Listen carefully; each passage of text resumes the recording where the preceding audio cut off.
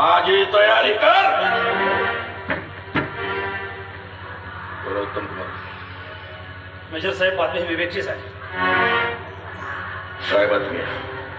Major साहेब, विवेक पाकिस्तानमध्ये तिथे पाकिस्तानच्या कुख्यात दहशतवादी नुसरत बेगम त्यानं बंदिस्त करून ठेवलेलं आहे.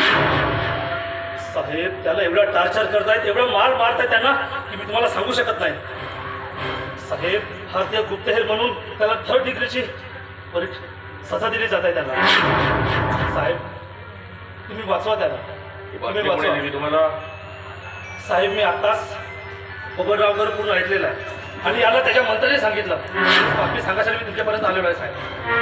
साहेब, खरं तर मी आडोशाला होतो आणि आमच्या मंत्री साहेबाला पाकिस्तानमधून फोन आला होता, म्हणून त्या पाकिस्तानाचं नाव घेतलं ना मी. आडोशाला होऊन सर्व गोष्टी ऐकल्या. तेव्हा हेच बोलत होतं तुमच्या मुलाबद्दल, म्हणूनच मी पटकन तुम्हाला सांगायला आलो. ठीक आहे, पण एक ध्यानात ठेव, या पुढच्या खबरी काय घातलं? हातायचो बाबा, बाबांनी दिला. कोण बाबा? अल्लाह का बंदा हो म्हणे. त्याचं नाव अब्दुल अब्दुल अब्दुल नाही. त्याला बाजूला साहेब काढायचं नाही म्हणे तू. मी सांगतो ना. ठीक आहे साहेब, ठीक आहे. ताबीज नाही आहे, मग यात कॅमेरा लपलाय.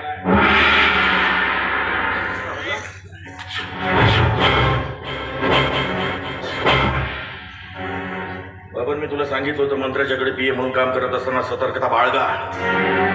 तुम्ही देशासाठी काम करताय, निष्काळजीपणानं काम नाही करायचं. पण यानंतर कुणी काही दिलेलं घालायचं नाही. कानातलं तो, गळ्यातलं तो, पायातलं तो, कुठलाही कान असेल. ठीक आहे साहेब. या आतंकवादी हुशार समजतात स्वतःला, पण त्याहीपेक्षा तुम्ही हुशार व्हा. देशासाठी काम करायचं, देशाला वाचवायचं, देशाचं संरक्षण करायचं. आलं ध्यानात? ठीक आहे साहेब. आणखी तो कोण बाबा, त्याला शोधून काढा.